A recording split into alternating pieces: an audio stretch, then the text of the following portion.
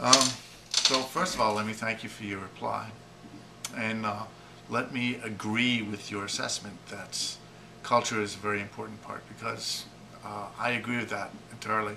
In fact, let me express it in a way that's perhaps using my own words.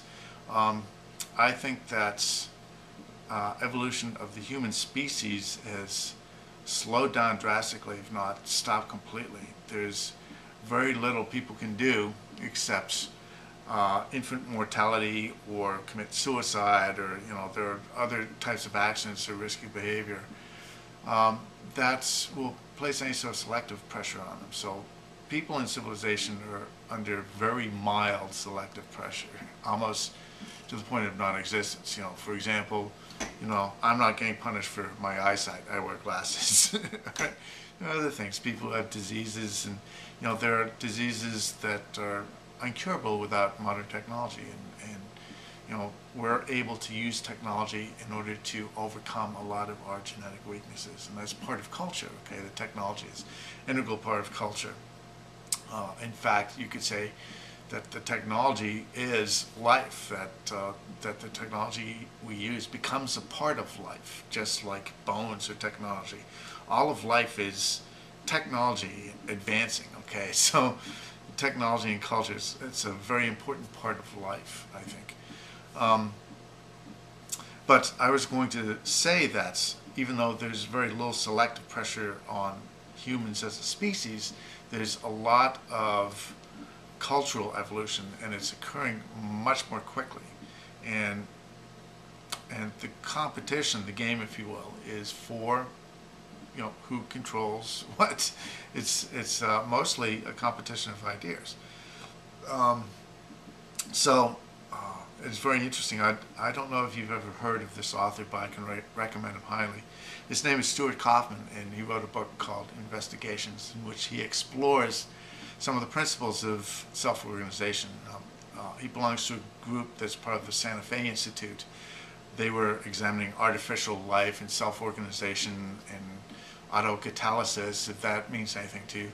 I would highly recommend him if you're interested in self-organization, because what we see in the expression of culture is the process of self-organization. It's people self-organizing. There's no um, command entity. You're saying you belong here, you belong there. It's all done from within. It organizes itself from within, and that's something that is a very atypical behavior, except for life forms.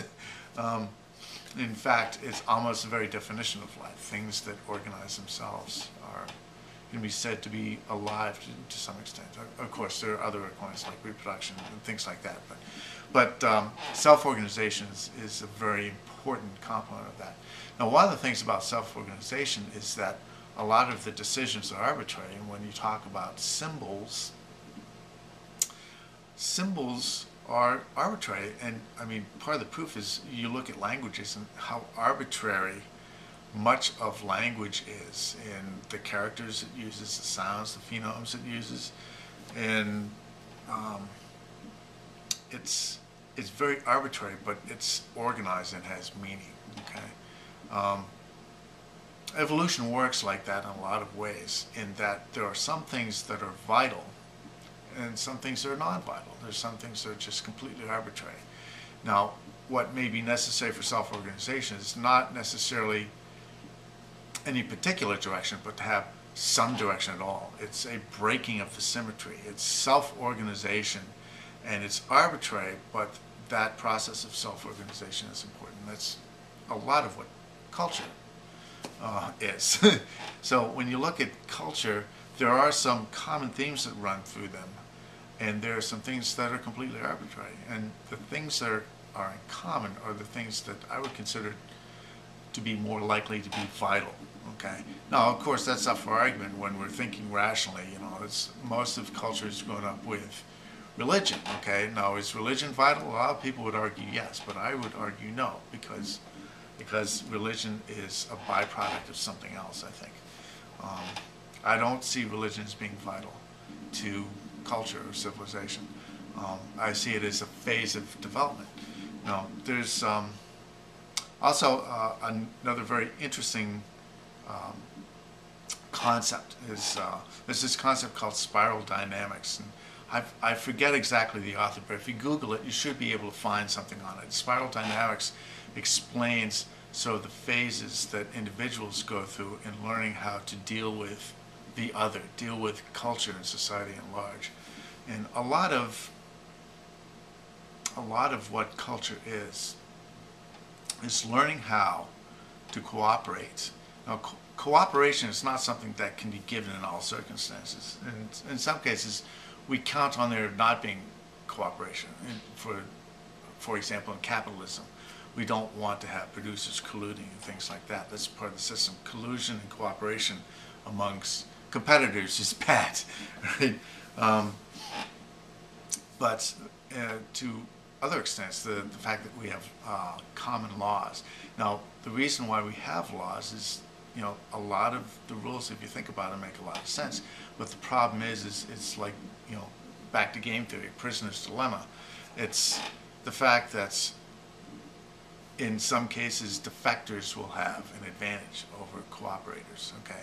So the purpose of punishment in culture is to punish defectors, okay? People who refuse to cooperate, you want to punish to make it so that it's not worth their while to defect, okay? That if they get caught, they get a severe punishment and everything else.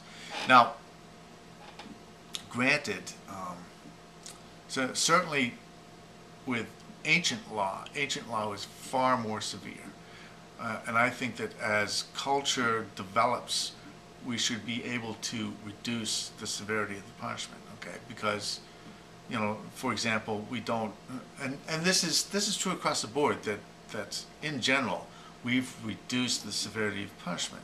Capital punishment is banned, outright banned in some countries. Hopefully one day we'll ban it again in this country. But the most severe punishments are going away because they're deemed as not necessary. Because there's so much else someone loses. They lose the richness of life. They lose so much if they're caught beyond, losing their life. There's so much to lose in modern civilization if you defect, okay? That by itself is certainly enough of a deterrent, Of course, it could be said that the people who commit crimes are not thinking about the consequences to begin with. In many cases, they're not. Certainly crimes of passion, that's not the case. So yeah, I guess I agree that culture is a very important aspect to it. Culture is evolving faster than the human species is. But a lot of culture is arbitrary, and a lot of culture is vital or necessary, okay? And by necessary, making sure people cooperate and punishing those people who defect. So anyways, that's all I'm going to say for now. Thanks for watching. Bye.